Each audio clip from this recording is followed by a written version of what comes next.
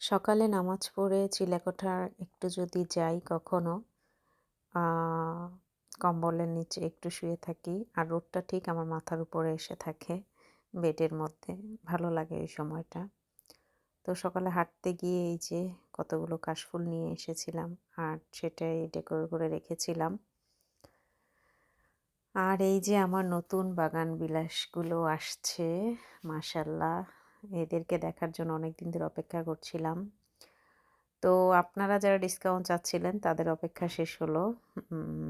ডিসেম্বরে কিন্তু আমি আবার সেই ঈদের মতো একটা ডিসকাউন্ট দিয়ে দিয়েছি। যেটা ঈদে দেই 40-50% ডিসকাউন্ট থাকে। তো আম্মু খুব সুন্দর করে ধোসা টাইপ চাপটি বানিয়েছিল। আর আমি সাথে একটু আ ২ আইটেমের একটু ভর্তা আর একটু তরকারি দিয়ে আ কফির তরকারি, যেটা শীতের মধ্যে কিন্তু অনেক বেশি ভালো লাগে খেতে।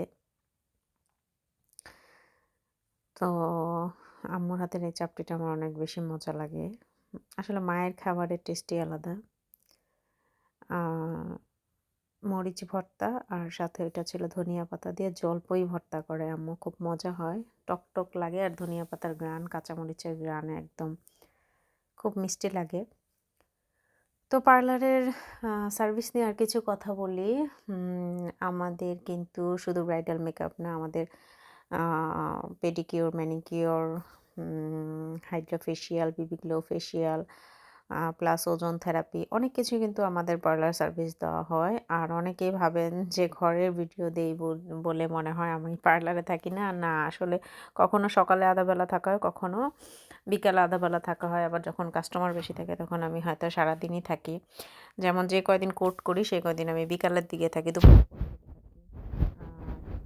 আর যখন কোর্ট থাকে না, যেমন শুক্র শনিবার, তখন দেখা যায় সকাল থেকেও থাকি। আবার সকালে বেশিরভাগ হোম সার্ভিস থাকে। আ তো সবকিছু মিলিয়ে আরকি আমার বিজনেসের কাজ তো করতেই হবে। বিজনেসের কাজ করি।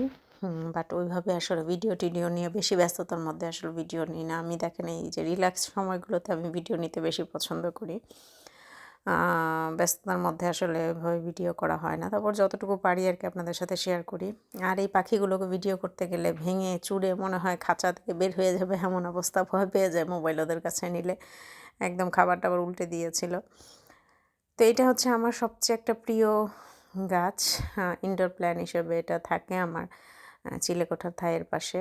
আর এই পাশে যেহেতু খয়েরি পর্দা, এই গাছটা একদম পর্দার সাথে ম্যাচ হয়ে গেছে।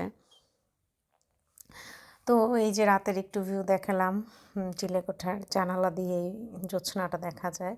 তো পেজটাকে ফলো দিয়ে অবশ্যই সবাই পাশে থাকবেন যাতে প্রয়োজনে আপনি খুঁজে পেতে পারেন।